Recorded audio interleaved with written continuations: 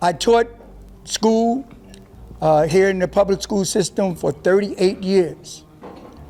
38 years and I retired, and I've been retired for 12 years, and then of course I got appointed to become commissioner of a public school athletic league, boys basketball, in Brooklyn. And I met Eric Hicks about 30 years ago.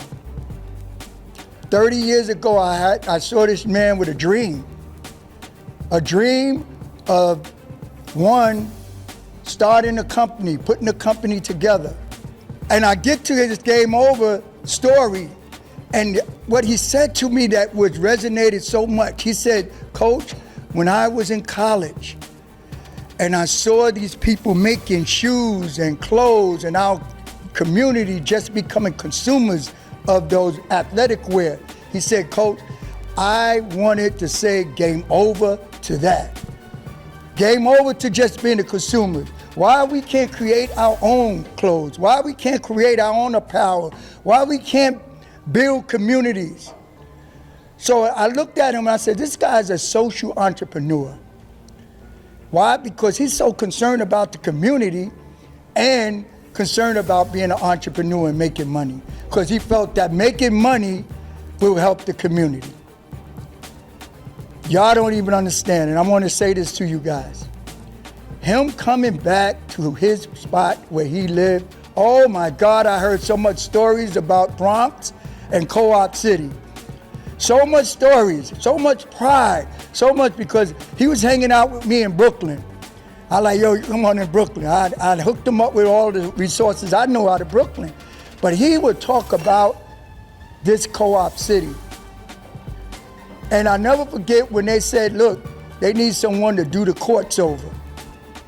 And he said, Coach, I'm gonna go in there, we're gonna get those courts fixed up, because I used to live right there. And I used to look at the court and get out and go out telling me all the stories. That's what we want. We want our young people to dream and be able to come back to the community and say, hey, you know what? This is what I can do. No matter where he's going, because he's been all over he's so humble, right? Y'all see him, he walks around. You think this guy's been all over the world. But he still found a way to come back to his community and do what I was doing in my community. So he was so proud. I know the window, I know where he sat at, I know what I used to do here. Every little thing I know. I'm like, enough with your stories already. And let me tell you, when they thought that they was not gonna have this year, oh my God.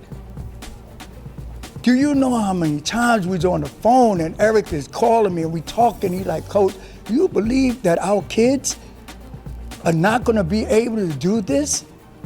And I said, Eric, knowing you, you're gonna find a way. And when I came out here last year and to see the way those kids was in that hot sun running up and down the court, congratulations to all of y'all, because y'all was sweating and going hard and the coaches sweating, running around and still coaching. It was amazing. How do we take that away from our young people? Parents, I'm telling you, hey, fellas, everyone, ladies, girls, give your parents a round of applause for getting on there and saying, hey, we're not letting this happen. And I said that to Eric. I said, Eric, just trust me, they're not gonna let this fail. And sure enough, he came back to me, he said, Coach, guess what? My parents, whatever they did, whatever the people changed their thoughts.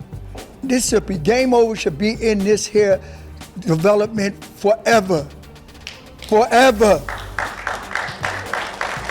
We cannot allow someone else to come. This guy is from your community.